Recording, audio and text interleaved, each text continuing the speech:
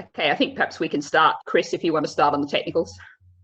Yes, my lords, ladies and gentlemen, my name is Chris Whitehouse. I provide the secretariat to the group. It's good to put some faces to some names that we've been coming across in recent weeks and months.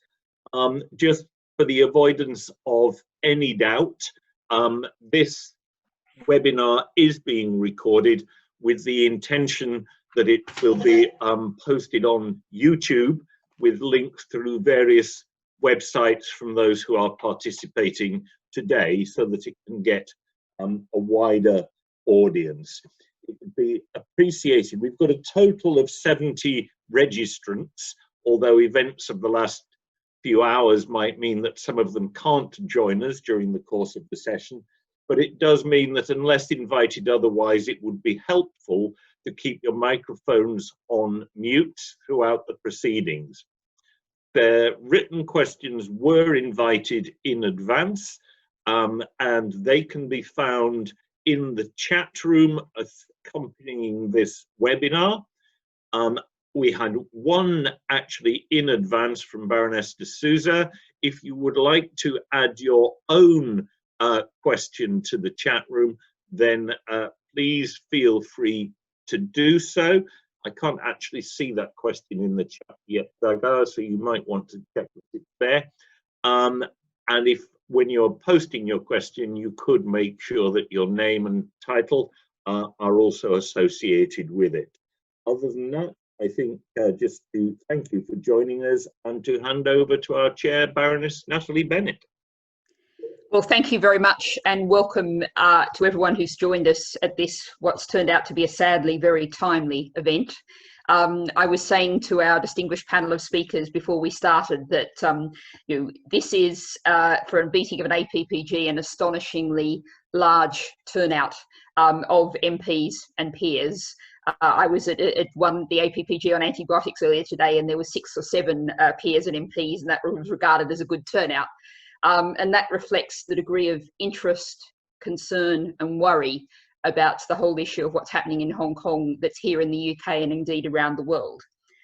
And I did, just for a moment as we start, I think I would like, and I hope many people would like to join me, to just take a moment to reflect on the thousands of people in Hong Kong today who are putting their liberty, their bodies on the line, taking risks, standing up for democracy and the rule of law. And I'd just like to take just a moment that we can all think about those people. We all sometimes have difficulties in politics, but they're doing the really difficult politics. So I think we can all think for a moment and send them our best wishes.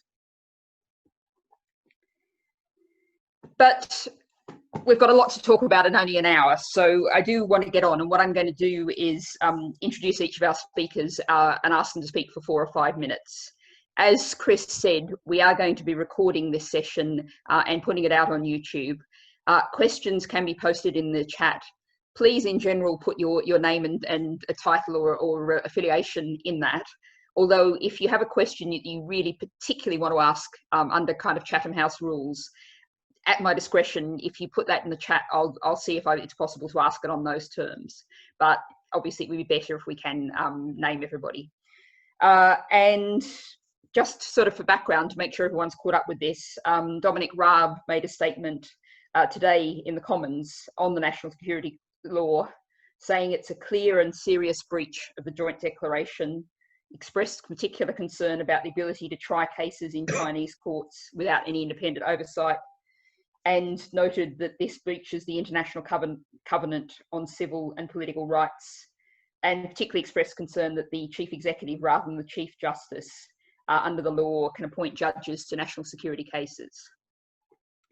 So this is very much at the centre of UK and global debate, and we've got 4 distinguished speakers to really set out where we are. That should allow at least half an hour for questions, and I'd ideally like to direct questions, if we possibly can, towards what actions we can take as parliamentarians, that the UK can take, that the international community can take. We want to be looking forward to see what we can do as a result of this session. So without further ado, I'm now going to call on our first speaker, who is Sophie Richardson, China Director of Hong Kong Watch. Over to you, Sophie. Hi, just to clarify, I'm actually with Human Rights Watch. Johnny is with Hong Kong Watch. But thank you very much for inviting me to join you. Very briefly, I want to make a couple of points about the law and talk about what can be done. This law cannot go by without meaningful, consequential responses to Beijing. To fail to do that will be to enable human rights violations of additional orders of magnitude. In the last few years, we have grappled with the reality of 1 million Uyghurs arbitrarily detained in Xinjiang, a crackdown that has effectively driven underground the strong but small human rights community in China. I think the national security law presents a threat of unprecedented magnitude. It is much worse than we were expecting even just a few days ago. It applies to all of us. It applies to this conversation. And in that sense, to fail to impose a price on Beijing for this law is a serious error. The law itself is, from a human rights perspective, a catastrophe. National security laws are meant to be necessary and proportionate. It is neither. It is overly broad, and it is intentionally vague so that no one knows what constitutes terrorism or secession or sedition. That's the point. Because if you if you adopt that kind of arbitrary law, it essentially instills fear across the entire population that anything they say or do could be subject to prosecution. And the penalties the law spells out are very serious ones. To watch mainland security organs and judicial organs establish or claim for themselves a role in Hong Kong is a serious threat. And these are, anyway, I don't want to spend too much time talking about the ways in which the law is problematic. The very existence of it is problematic. And just over the last 24 hours, we've already watched people be detained. I think it is imperative for governments to consider everything from targeted sanctions on the individuals who are responsible for the development and the implementation of the law, to provide safe haven to people who need or want to leave Hong Kong. I think governments should quickly start reconsidering their extradition treaties with Hong Kong. I think we can reasonably assume that people will not have a chance at a fair trial. I think it's critically important to try to support whatever rights-asserting activities people in Hong Kong still want to engage in. The International Covenant on Civil and Political Rights does still apply in the territory, and I think it's incumbent on all of us, as long as activists in Hong Kong are trying to use that space, to support them. I do want to note that the Foreign Office played a very important role in organizing a joint statement at the Human Rights Council criticizing the law. We will be helping get other governments, more governments, to sign on to that. It's more than we've seen join an effort like that in the past. I also especially want to thank all of the members of Parliament who have reached out to the Secretary General and called for the establishment of a special envoy on Hong Kong. We strongly support that idea. We also hope that this group can discuss the proposals that have been put forward now by 50 human rights experts within the UN system, calling for a special session at the Human Rights Council on Hong Kong and the possible establishment of a special rapporteur on China.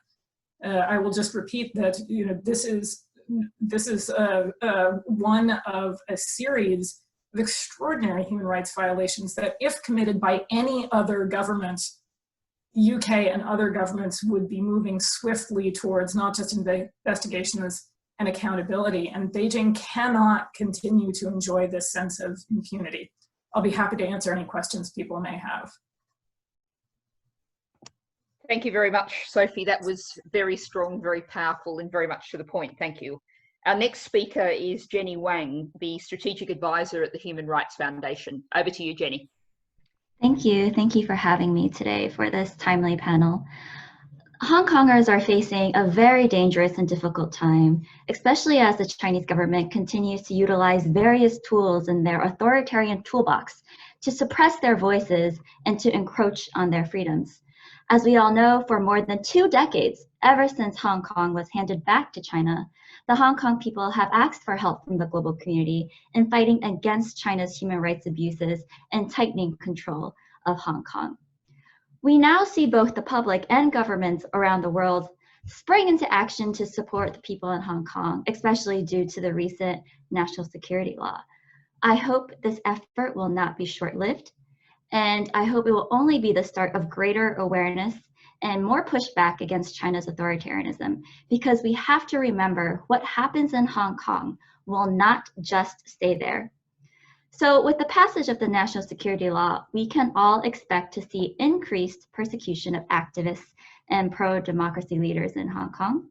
This is indeed a key time for international governments to respond strongly if they want to send a clear signal that human rights abuses from China will not escape accountability. So if we are to consider the alternative, which is where the world stands by idly to watch Hong Kong sink, then the CCP would have received a loud and clear message that the world would do nothing to stand against any of its aggression. Our inaction would not just contribute to the deterioration of human rights in China and Hong Kong, but it would also embolden the CCP to act aggressively in all areas, including trade, to advance its agenda, and we see this already happening today.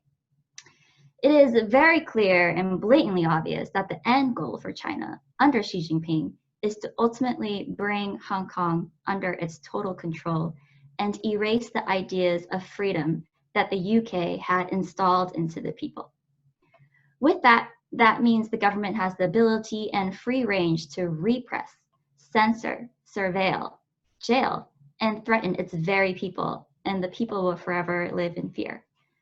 The national security law is largely seen as the nail in the coffin of the so-called one country, two systems framework. The situation in Hong Kong is changing and escalating very much each and every day.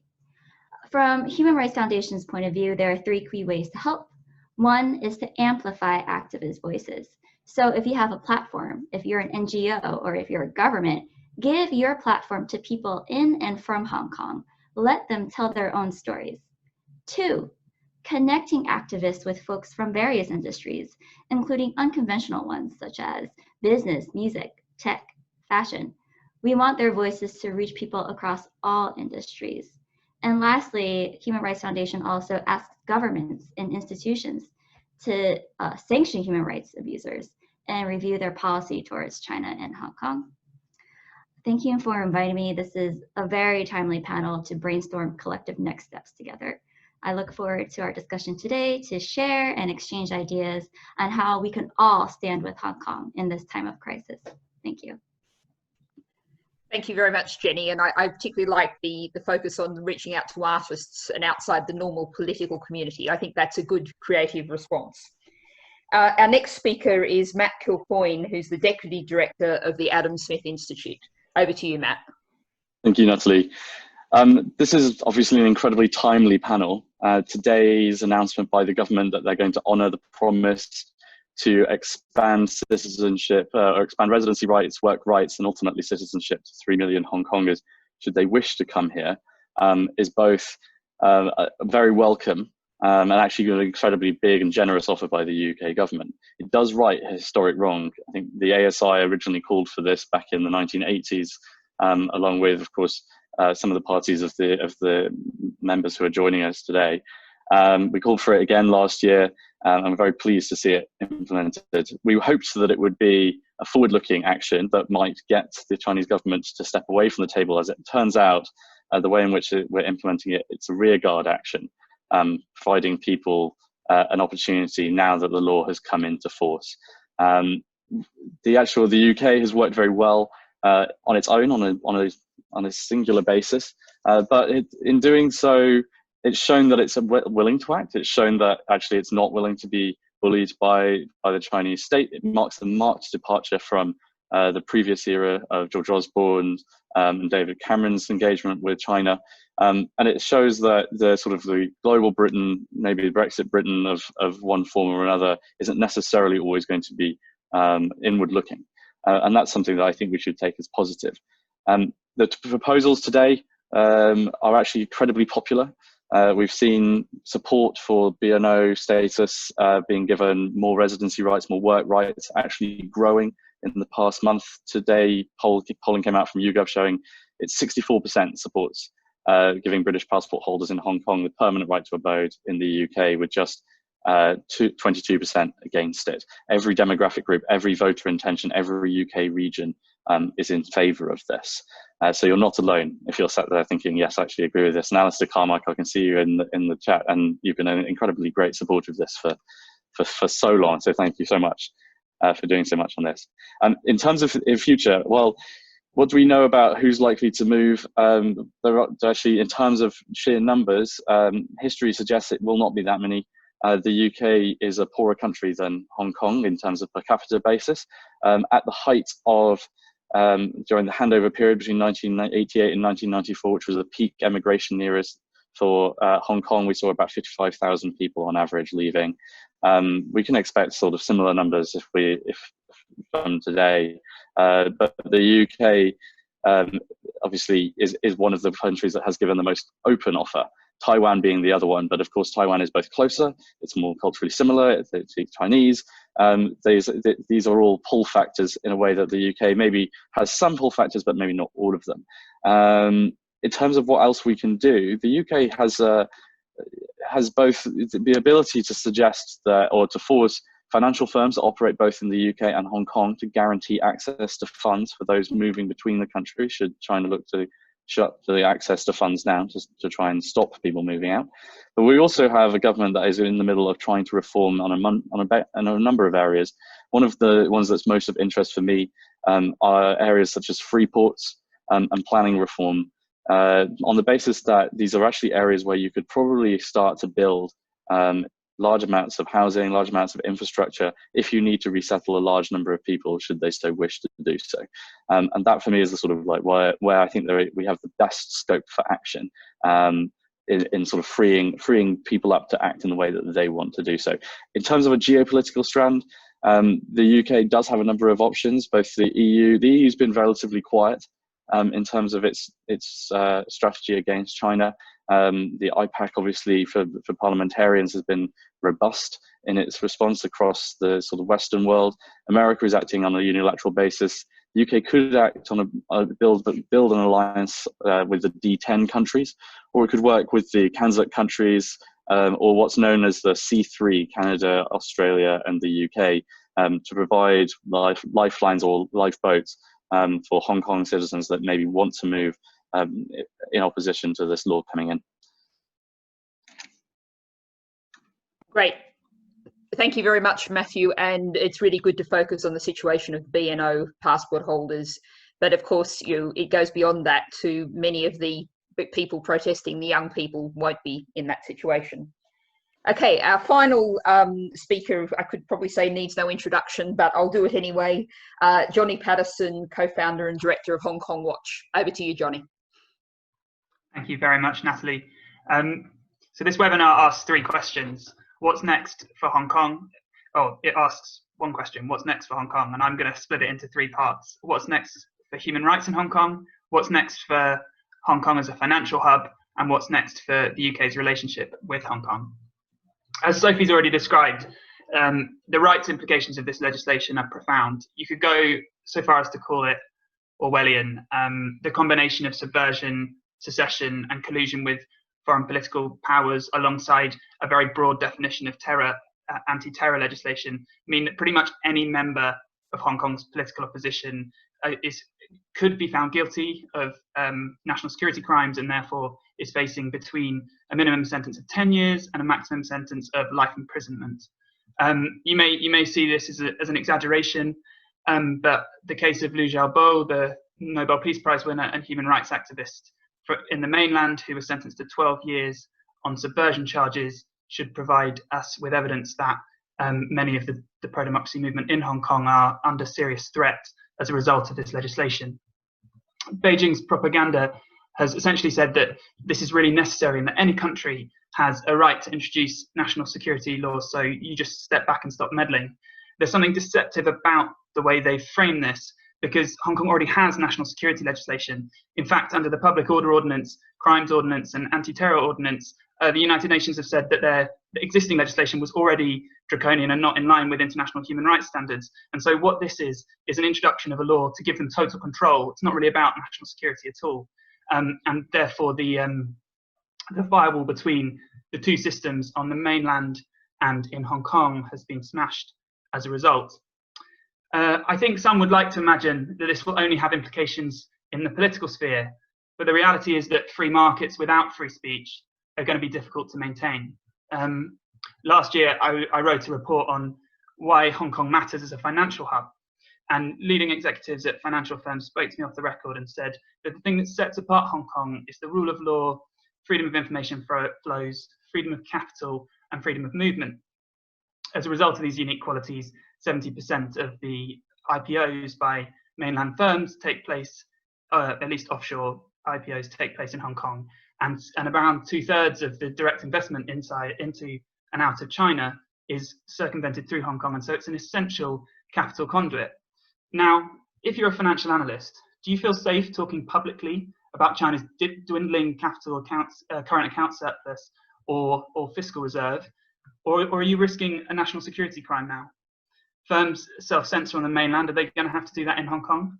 The behaviour of HSBC and Standard Chartered in recent weeks suggests that they might do. And so that alone is enough to suggest that what's happening right now not only has political repercussions, but profound financial and economic repercussions. And given that Hong Kong is the UK's second largest trading partner in Asia, it should be of significant concern to us. Of course, the political repercussions are the most important discussion for us today. And so I want to turn now to what's next and what can the UK be doing. I was pleased to see the government's commitment on B&O this morning, but we have to make sure that we get it right. It's a really major commitment, and proper resources need to be put in place to ensure that people are welcomed. We need to think carefully about how we welcome and integrate people who've chosen Britain as a refuge. Will the government put in a proper communication strategy to ensure that B&Os can navigate the minefield of immigration, housing, adjusting to a new culture? And will the policy only be aimed at the wealthy and affluent? At the moment, there's no recourse to public funds for the first 5 years. Does that mean that only Hong Kongers who are wealthy will be able to access the policy? So there are plenty of questions to be asked about the Foreign Secretary's announcement today. Finally, the events today have significant geopolitical ripple effects, and this is where I want to land. China's decision to tear up the handover treaty is a real humiliation to Britain, and the UK needs to think about what is a proportionate response. Is it a time for Magnitsky sanctions? I don't know. That's an open question for discussion. What is clear is that a new China strategy that recognises the nature of the regime in Beijing is needed. Charlie Parton, a think tanker at RUSI, written an excellent paper on this for King's College London last week that I would recommend any of you reading. And the geopolitical map is changing, and it's interesting. There's only one issue in the United States at the moment where there is a bipartisan consensus, and that is China policy. Britain has to decide which side it's on, and I personally think that the way that the Chinese have treated the joint declaration should provide a warning. Thank you. Thank you very much, Johnny. And I think the focus on HSBC and other businesses, Alistair Carmichael and others have commented on how they're all dependent, their businesses are dependent on the rule of law. And if you're not standing up for the rule of law, where do you get to? And that, of course, is true for the international community as well. We've perhaps in the past, we being the international community broadly, have kind of looked the other way at human rights abuses when it was convenient. And that's got us to where we are today. So we now get, thank you very much to the speakers for all sticking beautifully to time, which means we've now got half an hour for questions and discussion. Just a reminder that if you could post questions in the chat, and that will enable us to get maximum amount of time to get through this. If you really want to post a question without your name attached to it, you can actually, through the chat, just address it to me privately, and at my discretion, I'm happy to ask questions on that basis if anyone feels that would be more appropriate for them. But what I can begin with is the question that Baroness de Souza very kindly put in before this session. So she's asking the panel to expand on the formal and actual independence of the judiciary. Perhaps Sophie, that might be a good one for you to start on, if that's all right. Sure, I'm happy to. Thank you for the question. It's a funny question in that, Human Rights Watch's lawyers are very skittish about talking about prosecutorial discretion. But about 24 months ago, we realized we had to, because it was becoming so obvious in Hong Kong, for example, that people who were associated with activism or the pro-democracy cause were being prosecuted and other people weren't. And I think this only became more acute in the context of the protests, where we've now seen something like over 1,000 people charged on a variety of offenses simply for having participated in the protests. We've seen no police held accountable. Separate from that, we're watching some very senior judges clearly speak in a way publicly that indicates they feel they are under pressure, and privately some of them have said that they feel they are under increasing political pressure to reach certain verdicts. The national security law will only make this worse, both in the sense that the Hong Kong's judicial system can effectively be sidestepped entirely, but also that cases will likely be heard by mainland judges and not ones in Hong Kong. And just as a larger contextual matter, it's worth pointing out that there was great optimism over the aughts, roughly, about new generations of judges being trained and taking up positions across the mainland. And then one of the, I think, real negative developments we saw in, between sort of roughly 2010 and 2015 was a lot of those people leaving their positions. Fairly young people who had very promising careers ahead of them, but who left essentially because they were not actually allowed to use their skills as legal experts and judges, and instead were just told to issue the directive that the party committee attached to their particular court told them to write down. So I think the trend lines here are very worrying. Sophie, Johnny, I don't know whether you'd like to come in anything more on that. Sure, yeah, I think Sophie's captured a lot of it, and the fact that the chief executive of Hong Kong is the director of public prosecutions, and there has been a trend in terms of politicized prosecution, particularly against leading Democrats in the last couple of years, has been a real cause of concern for us. And so we wouldn't say that the judicial process itself has been, we wouldn't have said the judicial process itself was compromised, but we would say that the way that prosecutions were being selected and the charges that were being sought were problematic. For instance, the use of incitement to incite public nuisance against Benny Tai was utterly absurd as a charge, and others. And then, this law obviously brings in whole new questions, things like the fact Carrie Lam is now appointing the judges for the cases poses profound questions. She decides the charge and then appoints the judge. And those are the cases that don't get extradited to the mainland. So the law is, the law is very bad news on that front. Thanks very much, Johnny. Just a reminder that anyone who wants to ask any questions, if you can post them in the chat box, or you can post them to me directly privately if you don't want your name attached to them.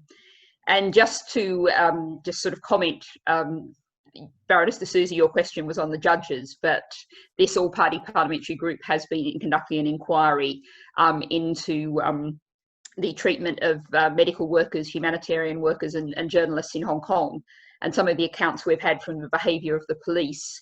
I think particularly a disturbing one of an account of male police officers barging into a maternity ward is the one that sticks particularly in my mind. And also hearing from a senior doctor talking about how difficult it was to have private medical consultations with people who were under arrest, and feeling like they didn't have support from the authorities to do their proper and what should be legally constituted duties. Those were things that were really very much brought forward. So I think we do very much want to focus on what we do next.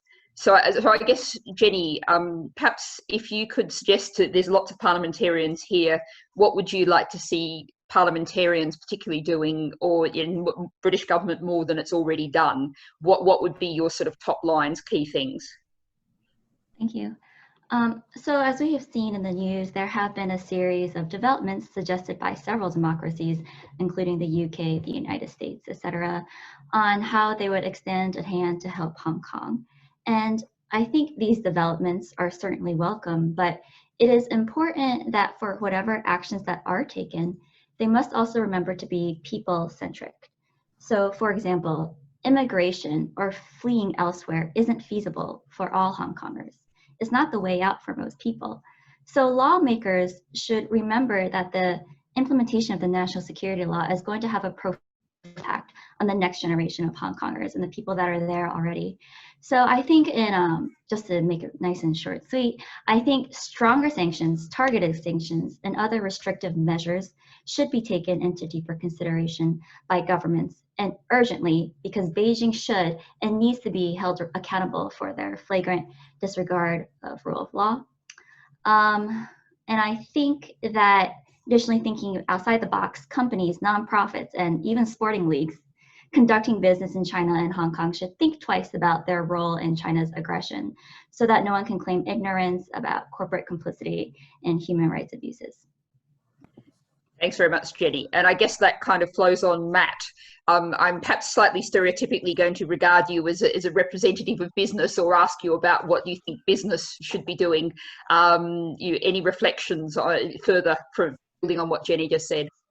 Yeah, I think that the actions of HSBC and Standard Chartered were genuinely quite shocking in the face of this law, not just acquiescing, but actively supporting the law's implementation. I think a lot more business leaders need to speak out when they come across this. We've seen a lot of businesses respond to protests in the United States by showing their support. There is absolutely no reason why businesses can't speak out when it actually, the British nationals are facing repression by a communist regime and extraterritorial laws being imposed on them. And that's actually the case for us, of course. Article 38 of this new law includes anyone who speaks out against the Chinese regime, no matter where they are in the world, even if you've never been to China. So when I think actually they should be very outspoken. I think they should be very wary of the fact that actually all of this will apply to them as well. And I think that they need to make sure that you are able to conduct business between these states, so that if actually you do need to, that's for me is key. You need to make sure that people are able to access finances. And what I would say is as well, that parliamentarians can continue to look at British citizenship, because at the moment we have 6 different classifications of nationality, of British nationality. Many of these are second-class forms of citizenship. The BNO obviously being one of the most egregious of these, because it provided no residency or work rights. But frankly, in my head, you have an ability to look again and say that if you're British of any form, you should have full rights of citizenship, own residency and work rights here. There should be no second-class citizens of the United Kingdom. Yes, very much so. And we've got a follow-up question here from Baroness de Souza, which fits in with that very nicely. She asks, is it likely that the UK government, especially now, would risk something like 80 billion trade deals with China? Would anyone care to put forward some negotiation arguments? I guess perhaps Matt, sorry, I might come back to you on that one. How are you going to negotiate with Beijing? I mean, I'm Churchillian on this, in the respect that you cannot reason with a tiger when your head is in its mouth. But China has been belligerent with Hong Kong. It was belligerent with Macau. It's been belligerent with India. It's been being belligerent with Taiwan as well. They are on a multi-faceted approach to their backyard. I think that we have to be robust with our allies. We have to make sure that we continue to get those cross-country statements from the United States and Canada and Australia and the European Union where we're able to do so. But we also support democracies like India and Taiwan. And also that we make sure that we're not reneging on security or defense responses in the South China Sea, or the Five Powers Alliance. And also Diego Garcia as well, making sure that China isn't able to consolidate hard power where it already has soft power in the commercial sense. So that I would say that the Reaganite response to the USSR in the 1980s, of always responding, always having a robust response to every single action is absolutely key when you're dealing with China, because they are a power that has a lot of internal issues, a lot of internal problems and strife, and people have really legitimate concerns. And if they can see that actually the world is standing up to them, but they're not acquiescing to them, and then they'll be more willing to confront their own internal problems, because their people will force them to do so. Yes, I think that's one of the things that, looking at environmental issues, it's interesting how much public pressure has had an impact on shutting down some factories, forcing some environmental action because of concern about air pollution, and it's something that's perhaps not always fully appreciated. Sophie, would you like to add anything to that? Oh, well, I would just add to that that I think often $80 billion trade deals aren't actually $80 billion trade deals. And I actually keep an informal running list of both the dollar value or the pound value of a given trade deal and what the human rights issue that was subordinated at the time for that trade deal was, and how many of those trade deals have actually not turned out to be what the interested parties thought they were going to be, which I think is just all the more reason both to be principled, but also to not think of these things as two separate realms. I think there's real reason to be concerned about whether businesses can actually function profitably in an environment where there is no rule of law. I think that's, so I think between those poles, there are a lot of options worth considering. But actually, I was hoping to speak to Sarah Champion's point about what could the UK actually do to address human rights violations in Hong Kong. I cannot urge you strongly enough to make sure that the UK is taking as strong positions as it possibly can in pushing for things like a special envoy or more attention at the UN's Human Rights Council. I see that there's a sort of follow-up question about the EU. And I will put these two things together partly to say that in the statement on which the UK led yesterday, which Ambassador Braithwaite delivered beautifully, 27 governments signed on to that. Only 15 EU member states did. There will be a certain amount of whipping that goes on over the next couple of weeks. I mean that in the parliamentary sense, not the literal one, to try to get other governments to sign on. Perversely, the EU 27 issued a separate statement on behalf of all 27. But they can't quite bring themselves to do it in a forum like the Human Rights Council as a solid block. And to me, that's all the more reason why we need to see not just strong leadership from governments that are already committed on these issues, but to do it in those forums. I want to be very clear, Human Rights Watch could not have been more supportive of both the special session and the resulting commission of inquiry on police violence against people of African descent in the United States. That is a fantastic step to take. The fact that we're nowhere near any sort of actions like that through the Human Rights Council on China is appalling. But that's someplace where the UK really could play a leadership role. Please talk to Secretary Rad, please make a press to the Secretary General for an envoy, please. Do the work which has been reasonably successful leading at the Human Rights Council, and others will follow. We're seeing support for China plateau, and the numbers of governments that will reject Chinese initiatives or sign up to criticize it grow. But that's going to require some consistent leadership. I was smiling ruefully when you were talking about being beware of very large numbers being applied to things, because I'm talking to you from Sheffield in South Yorkshire, where the city council proudly proclaimed they had billions and billions of Chinese investment was going to come in, and they were going to reshape the whole city centre as a result. And it just kind of dissolved in a puff of mysterious grey smoke. But just actually to pick up on that question about the EU, which came from Baroness Ludford, perhaps Johnny, if I can come to you, if you've got any thoughts of what more might be done in terms of cooperation with the EU, in terms of getting people on board or working with the EU as an institution. I think the Foreign Secretary and any parliamentarians that have kind of good relationships with their EU counterparts, as I see it, the key thing is getting the member states on board, because as I understand it, the problem so far in terms of the EU stance on some of these issues has been that that the External Action Service's statements have been pretty weak, but that's largely because of the politics of not everyone actually buying into the line. And so I think there's a sense in which there's actually quite a lot of work in persuading different member states around, particularly I think Germany and France, around to the view. And so I think the UK government needs to be doing that, but then also those of you in Liberal Democrat and Green and others who have kind of counterparts around the kind of different parliaments, you should be pushing them as well. And I think that's actually a tangible point, because I think, as Sophie mentions, it's concerning that there are 12 EU member states or whatever who didn't sign on to that statement, and that's quite striking. Thank you, Johnny. And I also want to come back to the question that Sophie's already briefly addressed, which came from Sarah Champion MP, about providing sanctuary for BNO passport holders. And I think Sarah makes a very powerful comparison here. Feels like the victim of domestic abuse having to leave their home.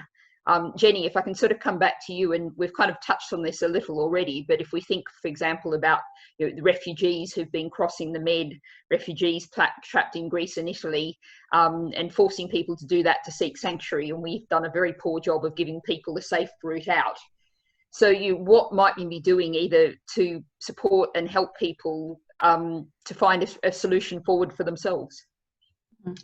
I think it's important to note that just like how the Chinese government has a multi-pronged strategy in expanding and tightening their influence, we abroad also need to have a multi-pronged strategy to push back and to help Hong Kongers, whether that be sanctions, I want to emphasize sanctions again, or making more strong public statements such as the one from G7 a few weeks ago, or the implementation of new immigration policies for Hong Kongers.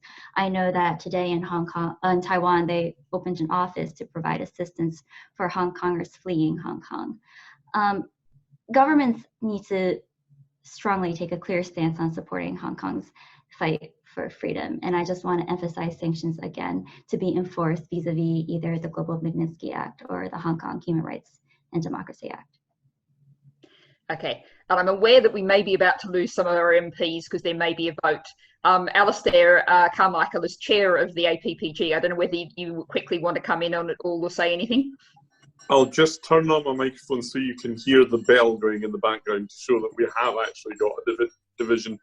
Look, thanks everybody for that. That was a really fantastic session. Lots of new ideas there. One of the things I would be quite keen to explore with people at some later date, excuse me, is the issue about extradition. You know, I think I would like to be getting quite a lot of heavy pressure on HSBC and Standard Chartered. I would be keen to do that through the sort of economy committees in Parliament rather than through the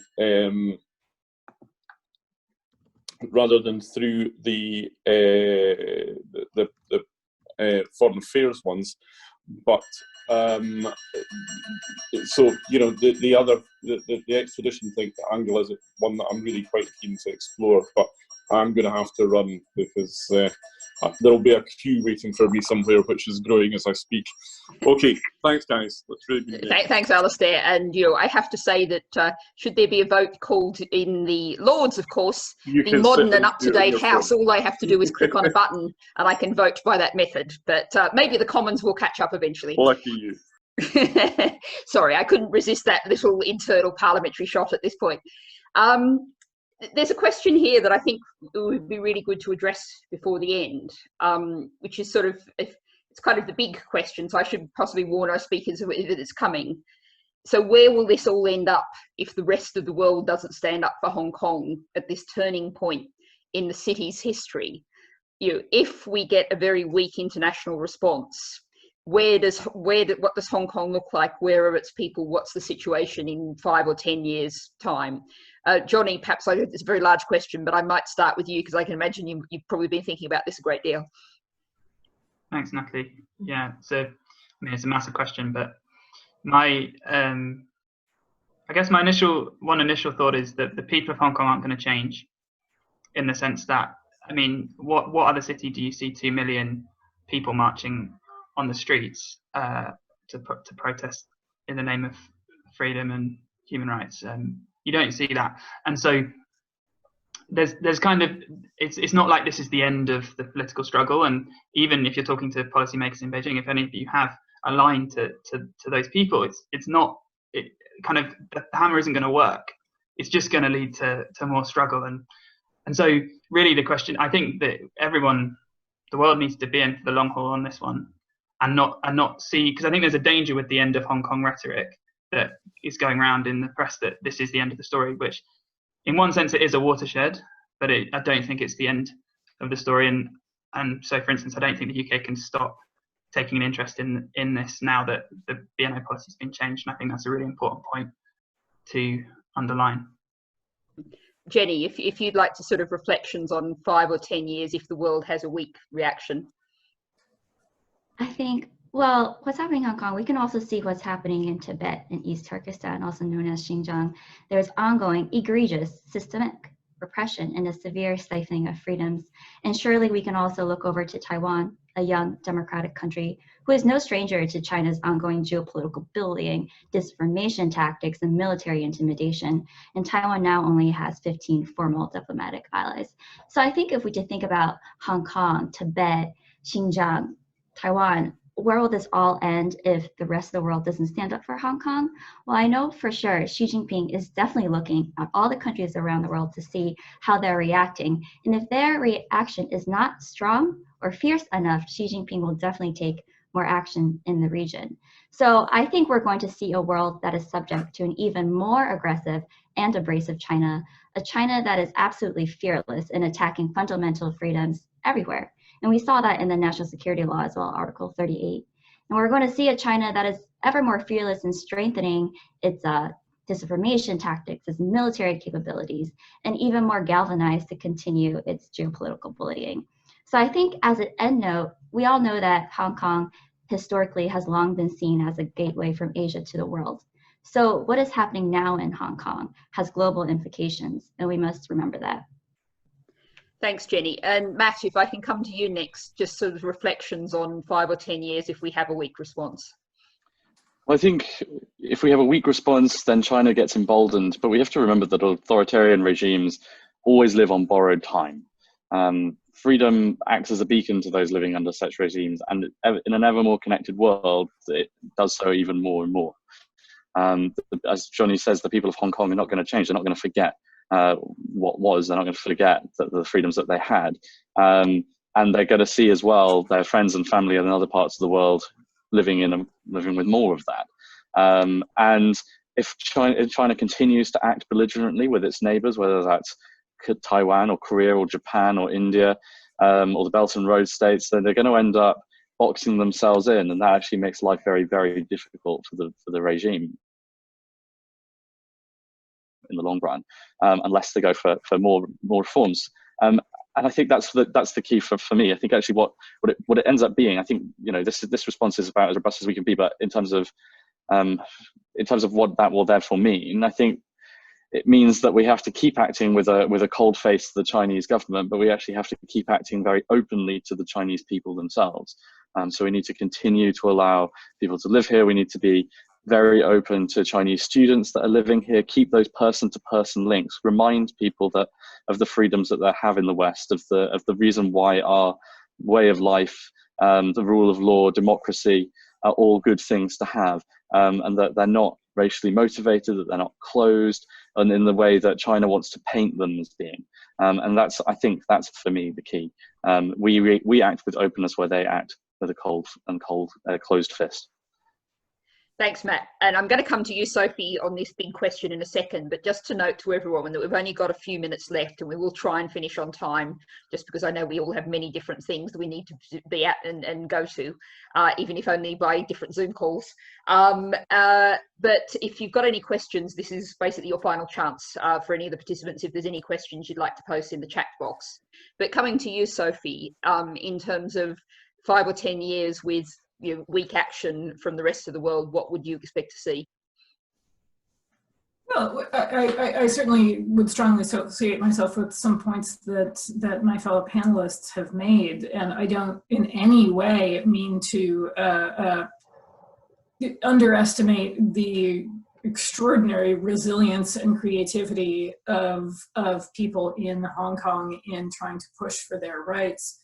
But I think the answer in a way is clear, that if Beijing does not have to pay a price for this overreach, what does the world get? It gets more corruption.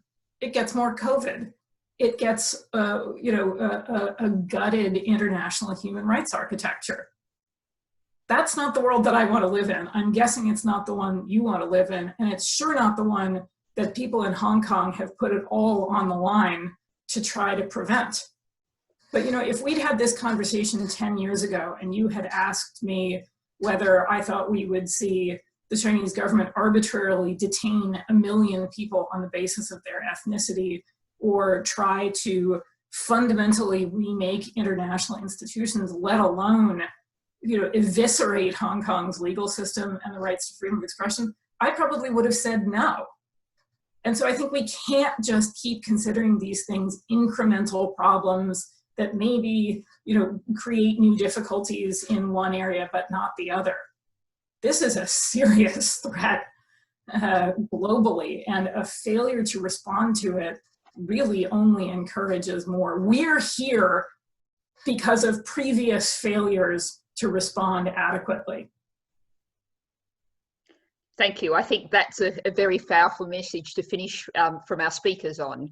And I think, as I was reflecting as you were speaking, that this is one of the reasons why when I was asked, decided to take up the post of co-chair of this APPG, because I think what's happened very often in the past is human rights has been something you focus on in places where you actually wanted to attack that regime or attack that country. It was seen as another arm of self-interest in a narrow sense. And if you wanted to get someone on side or support your interest or sell them some arms, then you just ignored the human rights abuses. And human rights have to be global and indivisible and available to every human being. And if we look back over the decades, everything from the Shah of Iran to Colonel Gaddafi to Saddam Hussein, when that approach has not been taken, it's always worked out very, very badly. When a blind eye has been turned, when, that's all right, they're our dictator, it's a very dangerous place to be. But I think we're actually going to set a real record here and finish a couple of minutes early, but I know everyone has an enormous amount to do, and I think we've covered a huge amount of ground in this territory, in this hour. So I really want to say thank you very much to our speakers.